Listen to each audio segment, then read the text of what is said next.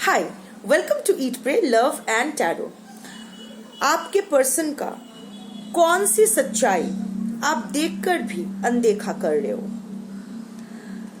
ये reading in contact situation के लिए भी है, एज इन आप अपने स्पाउस के लिए देख सकते हो, हस्बैंड वाइफ हो या फिर कमिटेड पार्टनर्स हो, लिव इन पार्टनर्स हो, साथ में हो और नहीं भी हो।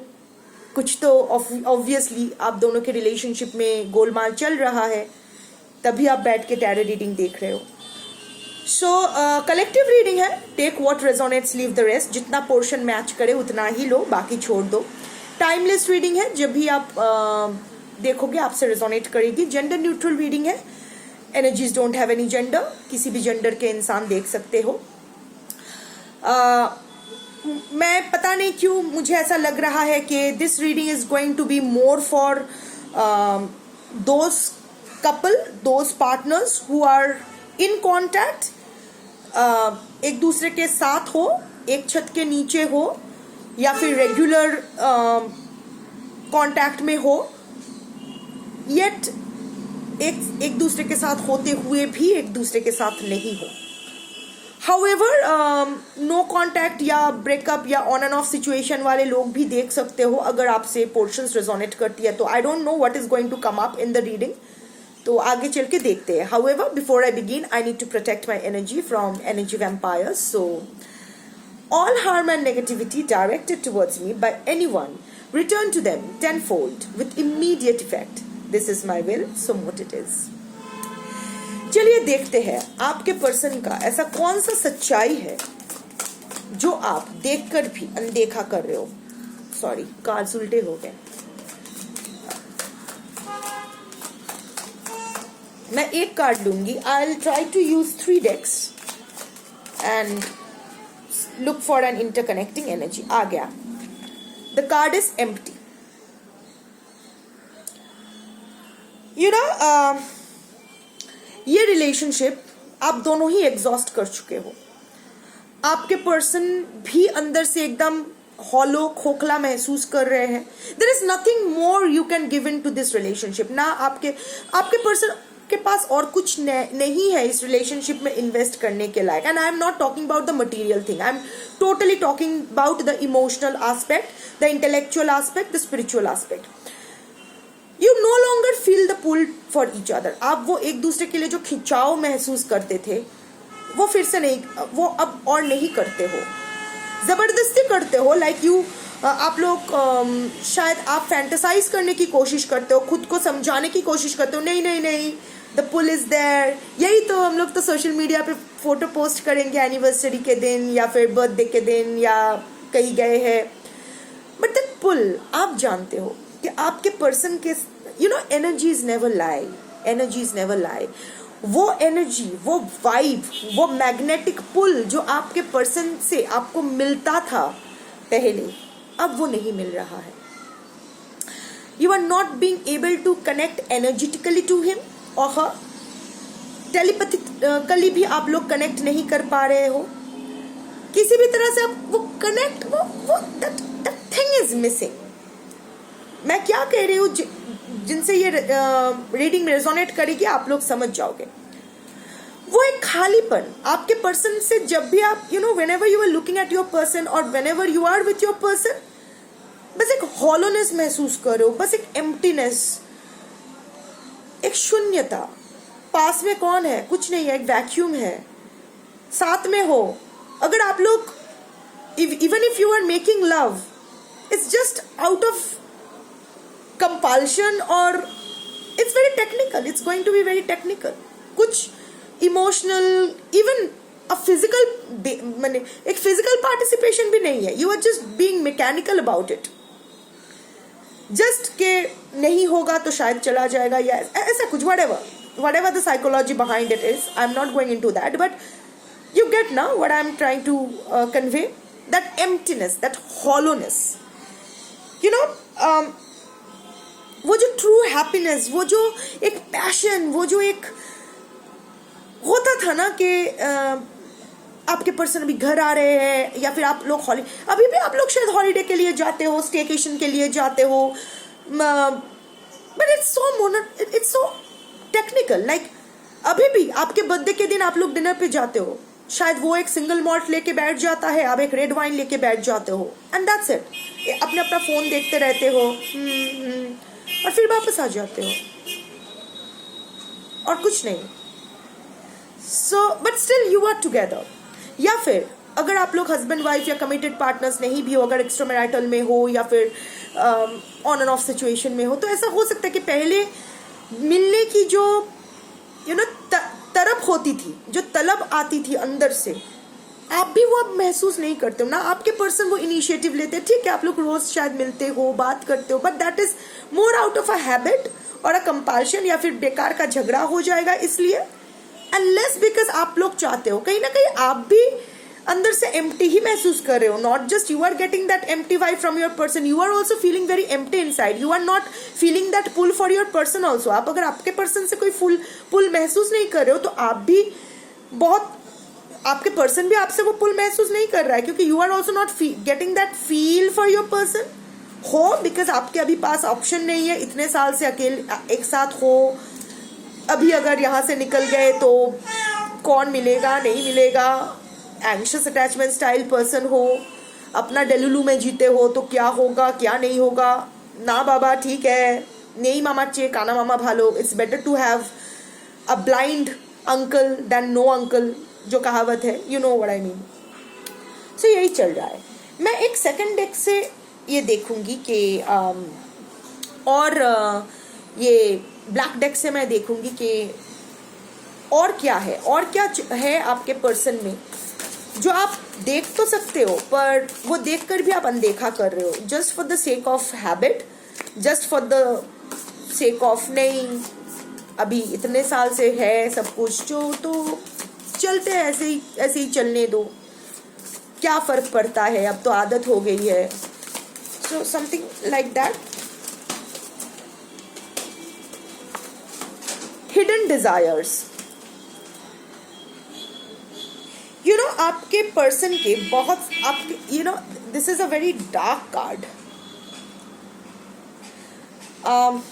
I don't know if I can show you this, if you can see this image. This is a man's face and there is this spiral going on inside his head. So आपके person के ऐसे बहुत सारे hidden desires है. Good bad मैं नहीं बोल रही हूँ, जो वो हमेशा रिप्रेस करके रखते हैं. मेल फीमेल अपने हिसाब से फिक्स कर लो, मेरे काकी पे ध्यान मत दो, काकी अपने हिसाब से लगा लो. मैं जो बोल रही हूँ वो इम्पोर्टेंट है, मैं कौन से जेंडर में बोल रही हूँ ये इम्पोर्टेंट नहीं है. सो आपके पर्सन के बहुत सारे जो हिडन डिजायर्स है, जो आप जानते हो. मैं गुड बैड जजमेंट में नहीं, judgement I am not being going into all that judgemental shit, पर जो सोशियटल प्रेशर में या फिर आपके प्रेशर में वो हाइड करके रखते हैं. हो सकता है आपके पर्सन कभी भी even in the beginning of the relationship वो कभी भी पूरी तरह से आपके साथ ओपन नहीं होते हैं. ऐसे बहुत सारी ड्युअलिटीज उनमें है. शायद 10 पार्ट में से 1 पार्ट वो आपके साथ अभी तक शेयर किया है, बाकी के 9 पार्ट क्या है आप नहीं जानते हो. पर आप जानते हो कि your person has certain hidden desires. वो कुछ भी हो सकता है, मे बी उसके एम्बिशन हो सकता है, उसकी कोई एडिक्शन हो सकता है, मल्टीपल अफेयर के लत हो सकते हैं, कुछ भी हो सकता है. और आप जानते हो, वो जानकर भी हमेशा आप अनदेखा किए हो. स्पेशली अगर ये मल्टीपल मेन या मल्टीपल वुमेन का बात है, ऐसा हुआ होगा कि आपने बहुत बार अपने पर्सन को रेड हैंडेड कैच किया है, पर फिर उसको अनदेखा कर दिया है कि नहीं चलो उसके वो लड़का या लड़की की भी गलती होगी, नहीं चलो सब भूल जाते हैं, फिर से नए से स्टार्ट करते हैं. या फिर आपने शायद कॉम्प्रोमाइजिंग पोजीशन में आपके पर्सन को कभी पकड़ भी लिया होगा और वहां से मुंह फेर के चले गए होंगे, but because you are so afraid to face the reality. या फिर आपके पर्सन हमेशा कोई बाहर जाना चाहते हैं अपने जॉब के लिए, ये के लिए, but you are like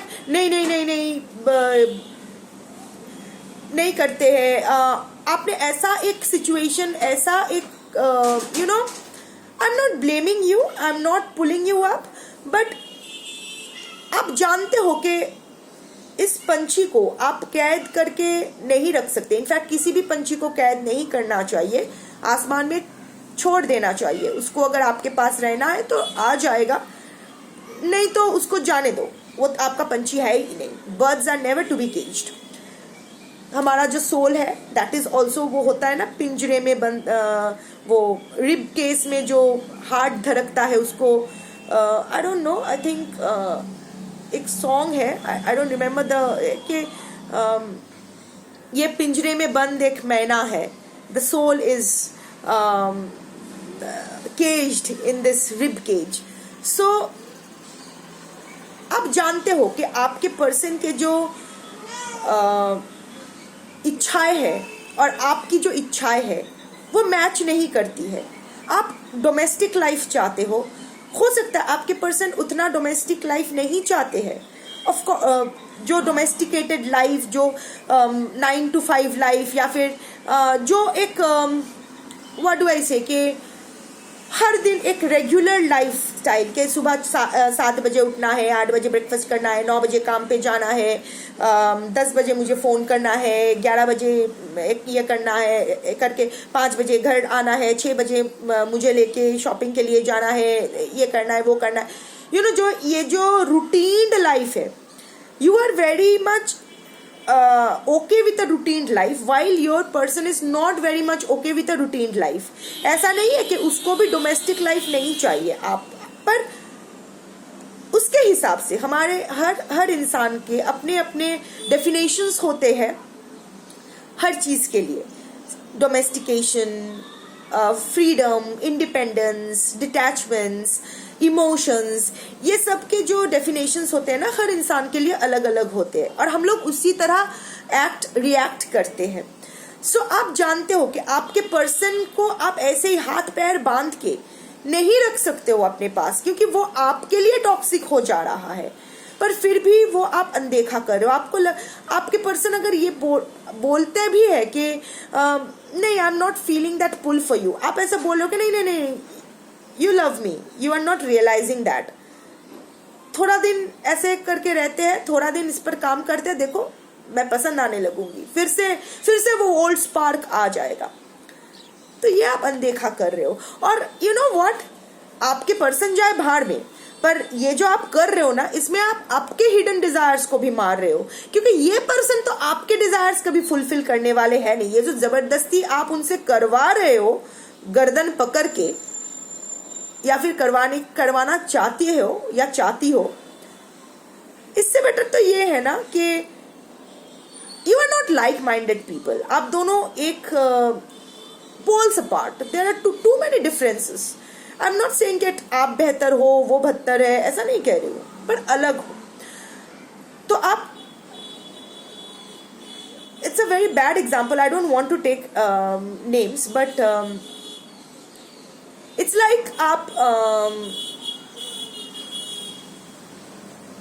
what do I say, it's like एक शेफ से आप कह रहे हो कि आप जाके डिस्को करके आओ। उसको डिस्को करना शायद आता नहीं, अगर आता तो फाइन, ठीक है, शेफ के। मैं एक्चुअली किसी का नाम लेना चाहती थी, पर I don't know, it's okay, let me take it. It's like आप जया बच्चन को कह रहे हो कि आप कैबरे करो। She is not meant for that, she is meant to do other kind of roles. So जिस तरह Jaya Bachchan is not a suitable candidate to do a cabaret number, ठीक उसी तरह आप गलत इंसान से गलत चीज करवा रहे हो, कभी सूट नहीं करेगी।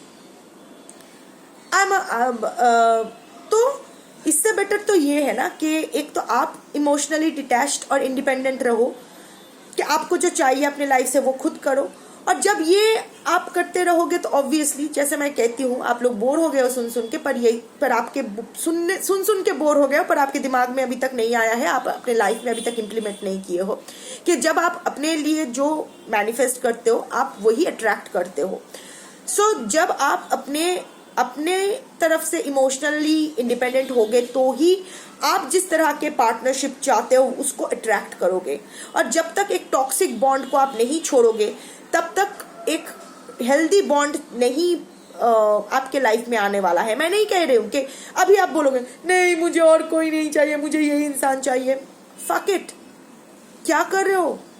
इट्स लाइक मुझे जहर ही पीना है, मुझे अच्छा तो नहीं, ठीक है कोई और नहीं चाहिए, जरूरत नहीं है किसी और की, पर खुद में तो सेल्फ सफिशिएंट हो जाओ, इतने बड़े तो हो ही गए हो. So this is what it is. मैं एक थर्ड डेक से देख लेती हूँ कि से इंटरकनेक्टिंग एनर्जी तो आ रहा है बट अभी भी उतना प्रोमिनेंटली नहीं आया है. आई होप इस कार्ड से मुझे एक स्ट्रॉन्ग इंटरकनेक्टिंग एनर्जी मिल जाए जिसके ऊपर मैं कॉन्फिडेंट हो जाऊं कि यस दिस रिलेशनशिप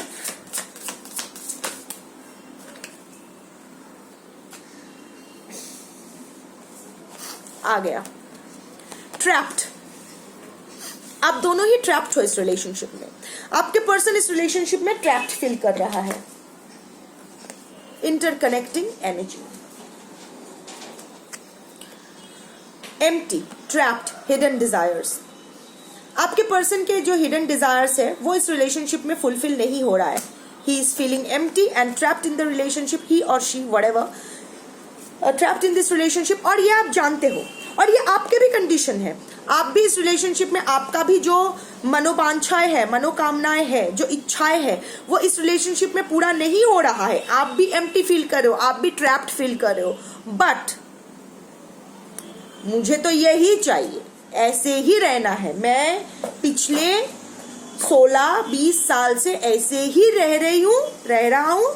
मुझे ऐसे ही रहना है. मुझे गटर में ही रह रही हूं मैं, मुझे गटर में ही रहना है. वो गटर में वो होता है ना कि shit, there are that insects in the shit who are born in shit, who eats shit, who pees in shit, who produces in shit and who dies in shit.